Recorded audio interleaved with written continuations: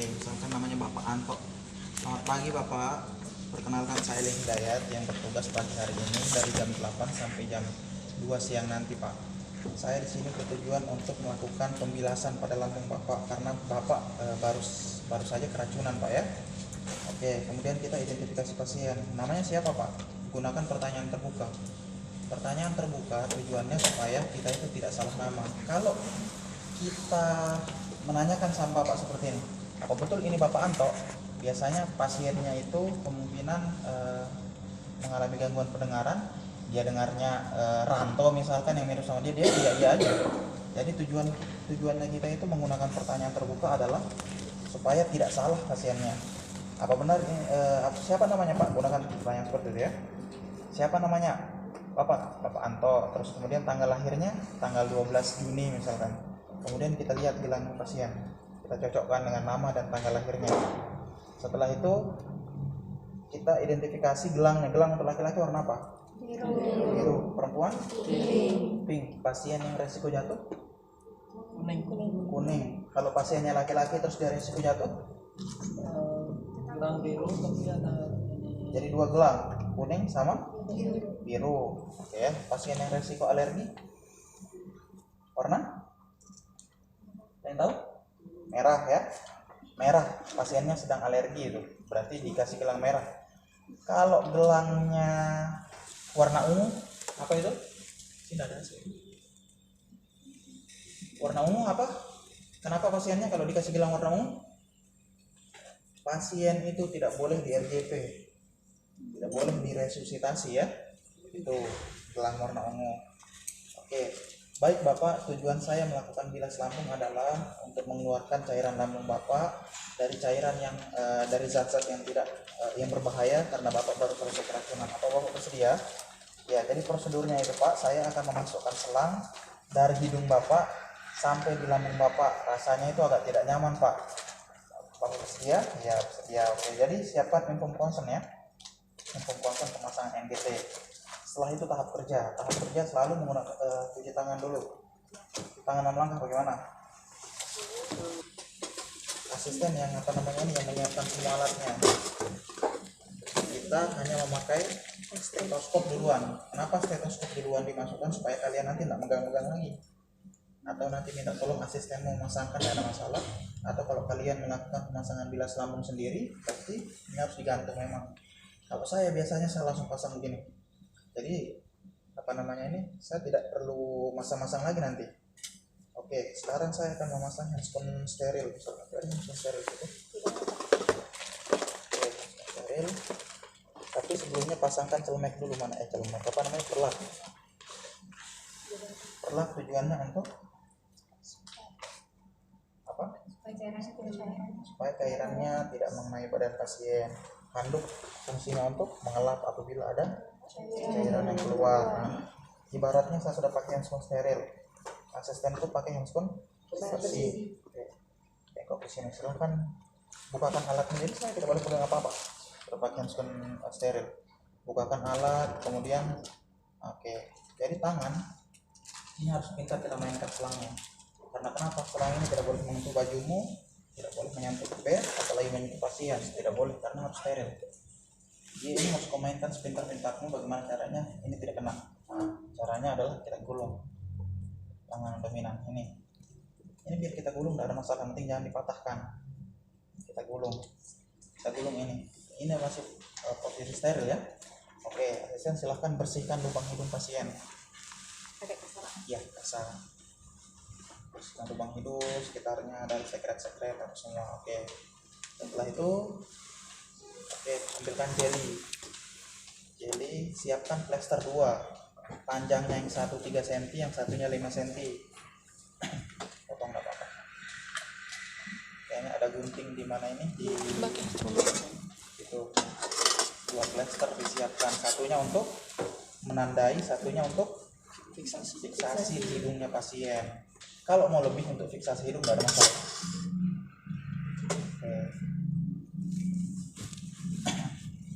Jadi ini tidak boleh sentuh apapun ya.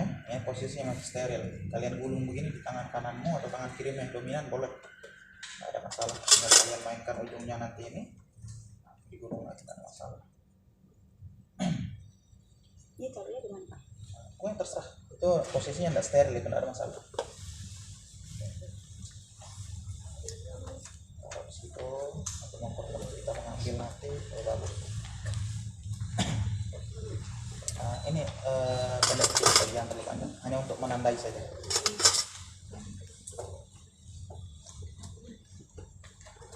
Oke, ya. Udah. Oke, gel. Gelnya di Oh, jangan dulu gel, bukan gel, kita ukur dulu ya. Ukur dulu dari telinga ke hidung, hidung ke prosesus sifoideus. Cara ngukurnya jangan sampai kena pipi pasien, tidak boleh. Ini namanya steril kan? Perkirakan jaraknya saja, telinga sampai hidung. Nah, tandai hidung sampai prosesus sifoideus. Perkirakan proses sifoideus itu di sini, pas di ulu hati. Oke, 40. Tandai pakai yang kecil tadi. Ingat ya, habis saya mengukur saya tandai ya.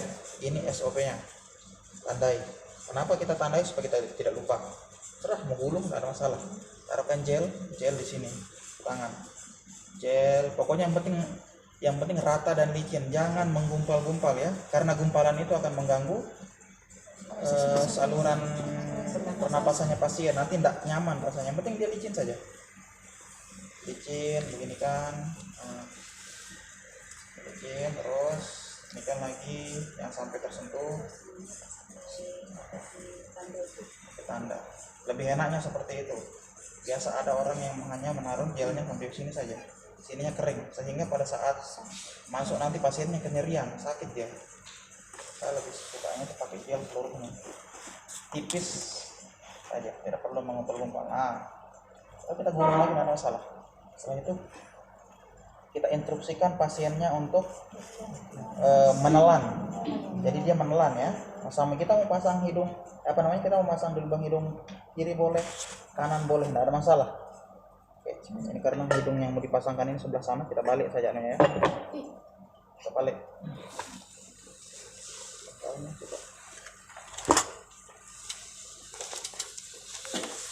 Plus jelly ini aja, karena ini kita harus masukkan betul-betul jelinya ini. Mana handphone tadi ya? Coba.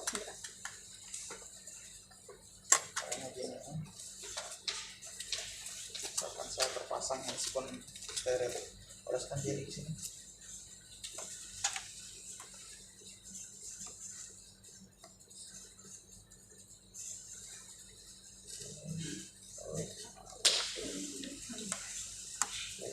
Kita oleskan sampai dia tipis. Nah, kalau dia masih ada menggumpal-gumpal seperti ini, ratakan kayak gini. Ada menggumpal dia ratakan. Karena kita ini pakai steril kan, tidak ada masalah. Kita mau sini kan, ratakan dia seperti ini. Yang penting jangan sampai kena bagian lain, ratakan. Ini mau digulung lagi tidak masalah, karena sudah rata jeli. Instruksikannya pasien untuk menelan. Oke. Untuk memastikan lagi, kita bersihkan lagi hidungnya. Silakan bersihkan. Dan lagi ya, jangan sampai ada sekret. Kalau ada sekret yang keras kita bukan chirurgis boleh, anatomis boleh, pinsetnya kita tarik ya. Oke, setelah rata, kemudian kita instruksikan pasiennya untuk menelan. Menelan ya, sama seperti menelan mie. Oke, kita masukkan sebelah kiri boleh, kanan boleh. Itu kita masukkan pelan. Tarik nafas Pak. Oke. Coba tekan ini. Nah, kalau ada tahanan seperti ini, pasiennya kesakitan, istirahat sebentar. Istirahat, jangan dipaksakan. Harus berlanjut lagi. Dari sini tekan saya. Di atas. Di atas kepala.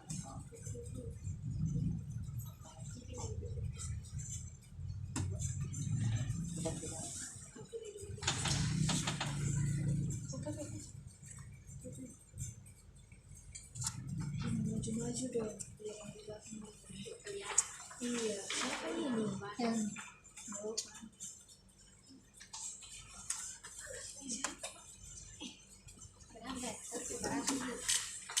Jadi kita instruksikan pasiennya untuk menelan. Terlanjur. Ujungnya ikuti anu dia.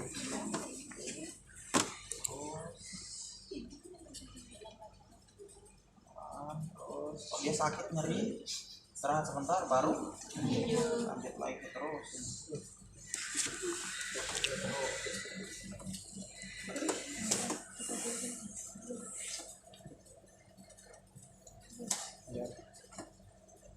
Ibaratnya ini sudah sampai 40 yang kita tandai ya, ibaratkan ya, karena ini patungnya tidak mau. Kalau di tubuh asli manusia, dia akan masuk terus. Selalu masuk. Oh, sampai batas.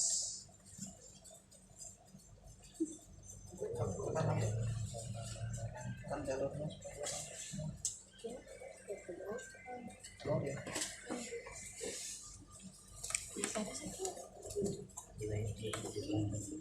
Ibaratnya sudah sampai sini ya batasnya ya.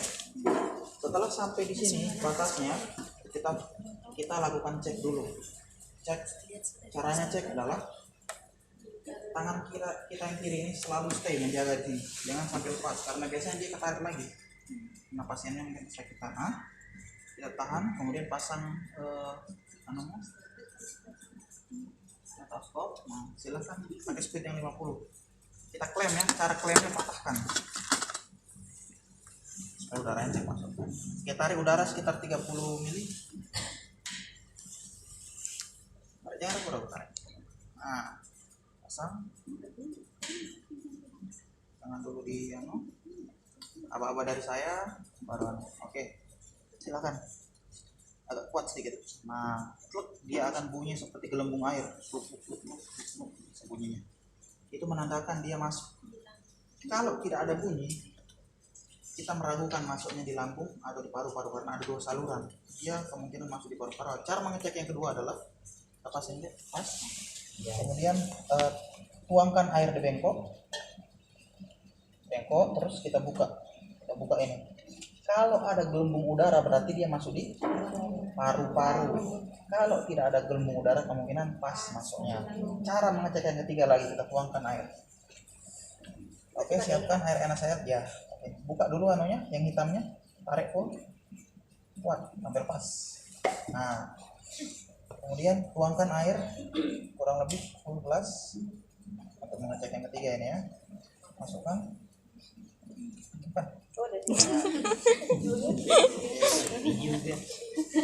Cara megangnya harus dua-dua tangan memegang ya. Selangnya lain, ini selang, pegang dua-dua. Biarkan dia mengalir sendiri. Kalau dia cepat mengalirnya berarti kemungkinan pas masuknya. Kalau dia lambat kemungkinan tidak tepat masuknya. Mungkin saja dia terlilit di mulutnya pasien atau dia masuk paru-paru.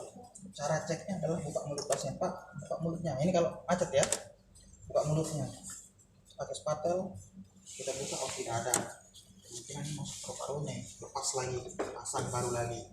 Itu kalau dia tidak lancar. Tapi kalau dia lancar begini, oh berarti tepat masuknya. Oke, kita klem, buka ini, fiksasi yang panjang ya. Fiksasinya menyilang dari bawah, menyilang ke atas. Dari bawah. Nah, oke, silang. Ini masih kita klaim, lihat posisi tanganku ya, masih kita klaim ya. Nah itu namanya menyilang. Setelah itu saya ambil posisi agak bawah sini, saya patahkan. Fungsinya untuk dipatahkan adalah untuk klaim. Saya masukkan di sini. Jadi sudah terpasang ini, sudah terpasang. Kemudian biasanya tidak semua selang NGT di rumah sakit itu punya penutup seperti ini. Jarang. Ini NGT ini NGT mahal ini. Kalau NGT yang ditanggung BPJS itu tidak ada penutupnya. Dia cara kita menutup hanya begini, kita patahkan, kita tutup. Sudah. Kalau kita ragukan ini mau lepas, kita tambah laser sini lagi, tidak ada masalah. Oke, ini baru pemasangan NGT-nya. Sekarang kita lakukan bilas pada lambung. Buka ini, tetap saya klaim ya. jangan ditutup. Nah, siapkan air hangat atau NaCl. Kalau di rumah sakit pakai NaCl. Ya, siapkan 200 ml ya. 200 ml. 4 kali. Ya, tuangkan nanti jatuh dia ke bawah. Nah, baru pasang ini. Nah, pasang dulu. Kuat ya, jangan sampai, karena ini resiko paling sering terjadi di rumah sakit adalah lepasnya ini. Jadi tanganmu sudah posisinya 2. Jadi ini walaupun tersentuh di selang pasien yang belum masuk ini ada masalah. Biar begini-gini tidak ada masalah, karena ini sudah tidak steril. Yang steril itu hanya yang masuk saja. Jadi kita bebas sudah sekarang. Nah, silahkan masukkan. Ini masih saya klaim ya ini ya. Masukkan 50 cc dulu, 50 full, lepas. Biarkan dia mengalir sendiri. Jangan coba-coba dorong pakai sana. Nah, ketika cairannya sudah mendekati 10 atau 5 mili, klaim lagi. Tujuannya untuk supaya udara tidak ikut masuk, karena kalau udara masuk pasiennya bisa kembung. Isi lagi 50, buka lagi. Ketika cairannya sudah mendekati 10 mili maupun 5 mili, lagi 4 kali karena dia 200 mili ya. Buka lagi. Nah, setelah 200 mili klaim. Buka ininya. Kita taruh di manapun, jangan di pembuangan karena ini bisa dipakai lagi. Kita tutup. Kita tunggu kurang lebih 1 menit. Biarkan 1 menit. 1 menit kita hitung, kemudian miringkan pasien ke sebelah kiri. Ini masih terpasang tadi ya. Ya. Miringkan ke sebelah kiri. Penampungan sebelah kiri, kemudian siapkan penampungan bisa bengkok, bisa botol bekas, tidak ada masalah. Lebih enaknya pakai botol bekas karena bengkok di rumah sakit itu hanya terbatas jumlahnya, biasa hanya 2 atau bahkan hanya 1. Kita menggunakan ke pasien lain kan, jadi kita pakai botol bekas saja. Botol bekasnya pasien boleh, botol infus bekas boleh, tidak ada masalah. Setelah itu kita miringkan ke kiri pasiennya, kita buka, biarkan dia mengalir. Lebih enaknya itu di penampungannya di bawah bednya karena lebih rendah. Biarkan dia mengalir sendiri. Miringkan pasiennya. Kalau kita capek menunggu, cari bantal, kita sanggah di sini pasiennya, baru kita tinggal lama saja. Jadi keluar terus sharing sampai betul-betul tidak keluar lagi. Kalau kita sudah pastikan tidak keluar lagi, berarti sudah habis isi lambungnya. Kita angkat lagi. Kita klaim, pakai patahkan, isi lagi. Isi cairan 200 ml lagi sama ya. Oke, ingat pegangnya gini ya, dua-dua ya. Dua-dua, jangan hanya pegang gini karena resiko lepas ini. Atau pegangnya begini. Jangan, dua-duanya begini. Tambah lagi 50 ml air hangat atau NaCl. Pas. Lagi 50 sampai 200 ml habis. Kita lepas, prosedurnya sama. Kita klaim 1 menit, tinggalkan 1 menit. Setelah 1 menit miringkan pasien, baru kita lepas lagi. Begitu terus prosedurnya sampai cairan lambung yang keluar itu berwarna jernih lah. Aslinya orang-orang yang keracunan itu warna cairan lambungnya itu kalau bukan dia hijau tua, hitam, ya. Setelah dia sudah jernih, biarkan tunggu dokter, instruksi dokter apakah kita lepas ini atau tidak, itu ya. Setelah itu lakukan terminasi. Pak, bagaimana perasaannya setelah kita lakukan bilas lambung? Pasiennya bilang agak tidak nyaman, suster. Tidak apa-apa Pak, terima kasih ya Pak ya atas kerjasamanya. Mudah-mudahan nanti setelah ini cairan lambungnya Bapak bersih dan sudah tidak muntah lagi. Biasanya pasien muntah kalau penampungan. Habis itu tinggalkan. Ya. Nanti kalau butuh apa-apa silahkan laporkan ke